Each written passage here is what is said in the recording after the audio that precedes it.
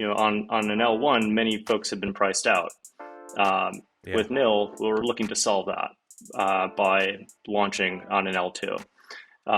That's, I think, probably the biggest cost savings that we can bring to the collectors, is to start out in an L2 environment and building a new foundation there. Ladies and gentlemen, welcome to the NIL DAO podcast. I'm your host, Michael Shimelis, and today I have with me none other than Jim, who is one of the key components of NIL DAO, one of the key members, really. I don't want to say too much because I want it to come from him. Very smart guy, been working with him for a little while, and I'm super excited for him to talk. So, Jim, thank you so much for being here. Maybe tell us a little bit about yourself, a little about your background, and what exactly your role is at NIL. Yeah, for sure. So first, thanks for having me. Really excited to be here and to share more about what's going on with V2. I had my start in software about 12-ish years ago, as mostly a front end engineer, and within kind of the advertising technology space, and that's kind of where my career had been focused throughout this time. I most recently was at Snapchat, where I spent the last 5.5-ish years building out different tools within monetization, and left to go full time Web3. So that's where we're at Legend. right now. I've got a lot to share there, but yeah, that's what I've been working on. So, this is, I guess, for my personal curiosity, how was it like working at Snapchat or Snap? Sorry, I know it's Snap. Yeah. Right. Yeah. Snap Inc. is the parent company. It was an amazing experience. There's so many just brilliant people, many creative minds. I learned so much during my time there, it's just a great place to work. Like even today, I refer my friends there, and I've got nothing but great things to say about Snapchat. The vision, I think, is pretty well put together. I don't think the entire market fully understands it yet. So I do think that there's still this kind of like underdog position that Snap takes on that is kind of what attracted me in the first place to Snapchat. And yeah, like there's just a great team executing very well there. Yeah. Fantastic, fantastic. Okay, so worked at Snap. Now you're in NIL DAO. Kind of tell us your current role and give us maybe what it's, the day to day. What does that look like? Yeah, sure. So, full time at Nil now. Yeah. So, really, my role with Nil has been very much in the product capacity. So, specking out and designing to an extent the user flows that we want to put together for creators and for collectors. So yeah, there's been, I think, some of this that's made it to Twitter, where we've kind of, asked the community to give their feedback on some of the designs. But yeah, I'm helping out really from a product capacity and as a collector. So this is really, V2 is, built for collectors by collectors, and that is something that I think is going to come out pretty nicely in the final So, product. V2 is probably the most loved phrase, word. I don't even know what you call it. It's a letter and a number, but kind of give us, I guess, a brief summary. So, what can we expect from NIL V2? Yeah, so there's two main initiatives in V2. The first is the Launchpad. And a Launchpad is a streamlined way for artists to drop their collection on Nil. If you are a generative artist, you have some proficiency in writing code, but you probably don't understand the full space of smart contracts, Solidity development, how to deploy, where to deploy, uh, Yeah. all of that. So there's a lot of information out there, and we're doing our best to bundle that up in a very straightforward experience for a generative artist to focus on art and dropping to a community and establishing a community. So that is the first initiative of V2. It's building that Launchpad experience. The second part is a secondary marketplace. I mentioned, Nil is being built by collectors, and this is, I think, kind of where our experience as collectors comes into play with building the secondary marketplace. I think a lot of us have had a lot of pain points with the existing marketplaces out there, with trying to purchase things in batch, getting eaten alive by transaction fees, and we're trying to bundle all our experiences into a product that we would enjoy using and that we would want to put out in the world for others to use. And that's the second initiative, the secondary marketplace. Awesome. So let's kind of break down each. So let's start with the Launchpad. Now, you being a product guy, and if you were on our last Twitter space, you mentioned that you enjoy building products, and you usually start from the problem. So when it comes to the Launchpad, what are some maybe specific pain points or problems that you're looking to solve with the Launchpad? Yeah, for sure. So the Launchpad for artists is designed to make it really easy to deploy your generative art project. So we're going to have guardrails that keep you in the lane of going from, you've got your idea and you've drafted it out, to testing it, to deploying it. And this can happen in a matter of minutes. Now, today, if you were to go try to do this, on Ethereum, like you're going to probably be digging around a lot of blogs and trying to understand, like, okay, well, what code do I need? What contracts do I need? Where should I deploy this? How much is it going to cost me?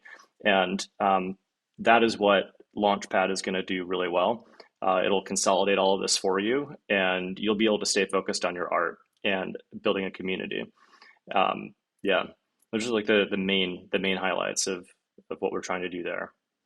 Yeah, I guess like you said, for any artist, probably one of the hardest things is figuring out the smart contract side, and if you can't afford a developer, even finding a good developer, it's nice to see that all of that gets eliminated. Now, what you know, Launchpad aside, let's talk marketplace. What are some, I'm a big marketplace user. OpenSea looks rare, you know, part-time degen if you wanna if that's what you want to call me. But what are some problems that, when you guys were building out the marketplace, you wanted to solve? Like I know the answer, but I'd like to hear from you because these are some problems I shared when marketplace was being built.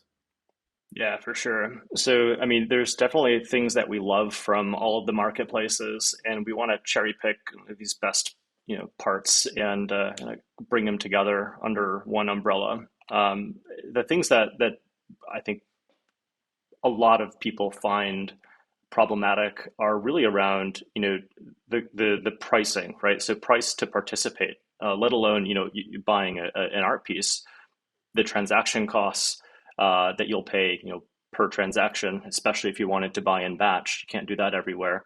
But really thinking about, where you are operating, right? So, on an L1, many folks have been priced out. Yeah. With NIL, we're looking to solve that by launching on an L2. That's, I think, probably the biggest cost savings that we can bring to the collectors, is to start out in an L2 environment and building a new foundation there. So um, yeah, that's something we're really excited about. The I think the next thing that we found problematic has been, buying things in bulk, right? So I think like Gem does this pretty well. They've got a nice shopping cart experience.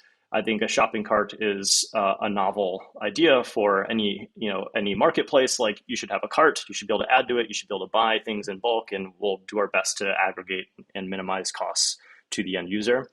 Um, Instant buying, like buying, if you want to just buy something instantly, Yes. we should make that really Yes. simple for you to do. Just click a button. All right, you Yes. own it. Great, we're done.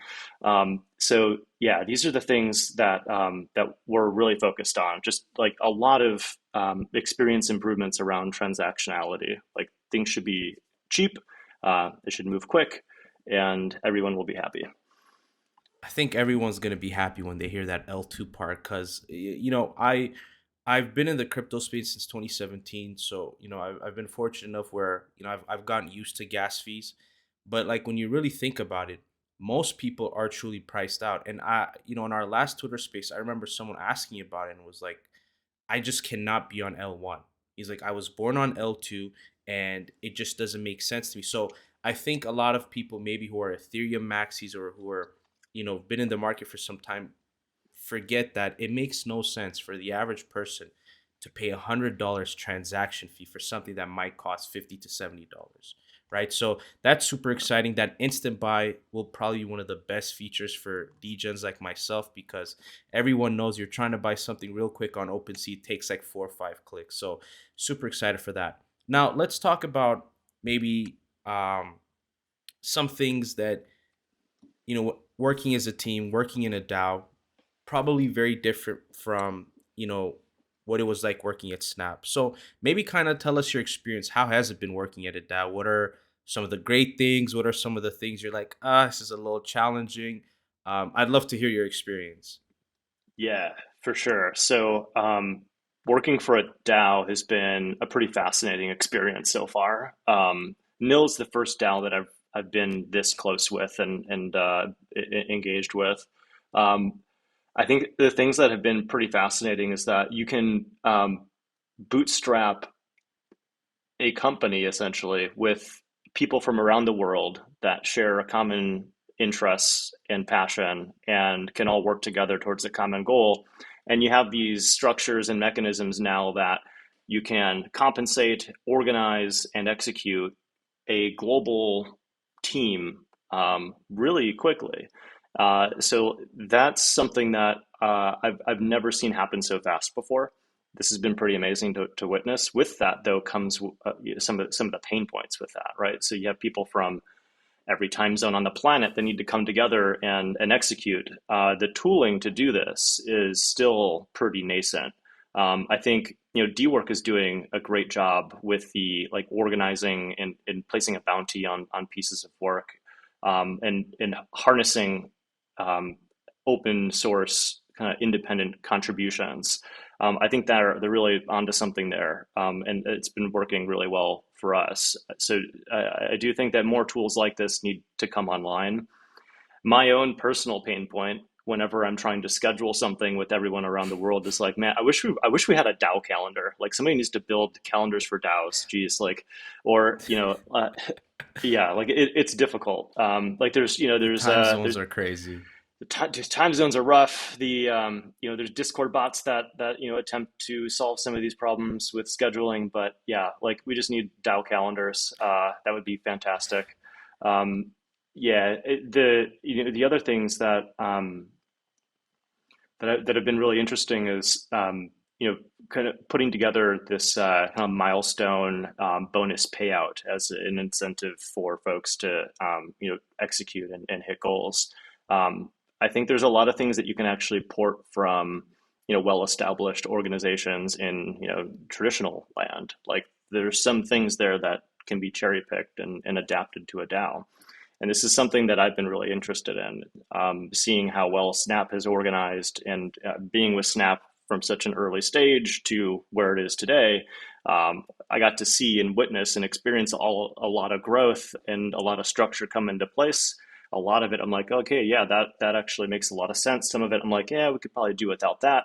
But when it comes to organizing people and driving goals, I think there's a lot that DAOs can borrow from traditional companies in that sense, and kind of modify and adapt to a more Web3 kind of aligned approach. So yeah, these are the things that I've seen so far. Yeah.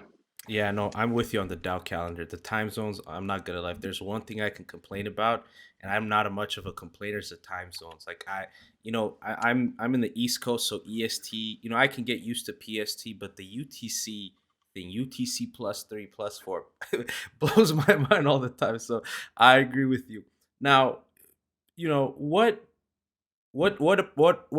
part of Neil's future excites you the most? And I'll kind of explain. Um, I love Gen Art and I love what we're going to do for the Gen Art community, specifically building a marketplace on L2. Because I do think Ethereum has novelty. As crazy as the gas fees may be. Like I think there's something about being on Ethereum that adds value to whatever someone is building. So I guess my question comes: what are you most excited about NIL's future? I can't wait for when we start accepting, or when other forms of art are on the marketplace, whether you have music, even PFPs, heck, even games, right? I think we're building a great foundation. Once we've really taken over the gen art space, that we can start doing other types of NFTs. So that's what I'm excited about. I'm curious to know what excites you about NIL's future. So the work we're doing right now, I think like the team really understands the potential in removing the barriers of entry for every participant. Um, I am really eager to get this in front of people so that we can start collecting feedback and seeing this and realizing this vision, right? So I think launching V2, I'm very excited for that because what comes after is going to be pretty amazing. Once we have barriers completely removed for artists and a marketplace where it's not going to cost you body parts to participate in, like you could really unleash the power and creativity, and I think that we're going to build an economy that can scale quite nicely. The things that are required for that are, so a native token, right? So we've got the NIL token. There's some really interesting utility that the team has been discussing for the NIL token within our own ecosystem. Things like providing discounts when you choose to list with NIL. Um, there's more, but this is something that really excites Can't me. really share. I Yeah. understand. Can't really share. Yeah. So yeah, there's a lot post V2 that we're really getting excited about. Yeah. Well, listen, I'm super excited. So, last two questions. First is, when can we expect a release date? I don't know if you're allowed to share, or maybe you can ballpark, just so my excited friends in the Discord can at least, just maybe a ballpark if you can't share the specific date. Yeah, no, I think so. We can now. So we actually were just talking about this earlier this week, and I can share with you that we are targeting a release in March, and that'll probably be on within the first half of March, not late March. Things are looking really well. The team has done a fantastic job executing and building, and we're getting really close. So within the next 30 days, we're going to have V2 out for people to start experiencing. Let's get it. I'm excited. As Theo would say, let's go. Last question. Any message you'd like to leave to the community, and then we'll end it off at that. Yeah, so if you're listening to this, you are very early. Congratulations, and keep building and keep creating, and let us know how we're doing. We'd love to hear your feedback. So please hit us up in our Discord, and we're always looking for new creative minds to join the core team and help us execute on our vision. So please reach out if you're interested. Spoken like a true champ. Well, Jim, I really appreciate you. Thank you for your time. Thank you, everybody else, for watching this video. If you're not part of our Discord, or you're not following us on Twitter, all that information is down below. Thank you so much for watching. Thank you so much for watching this video. If you enjoyed it, make sure to leave a like, comment, and subscribe. And next week, I will see you with another awesome podcast episode. Take care, everybody.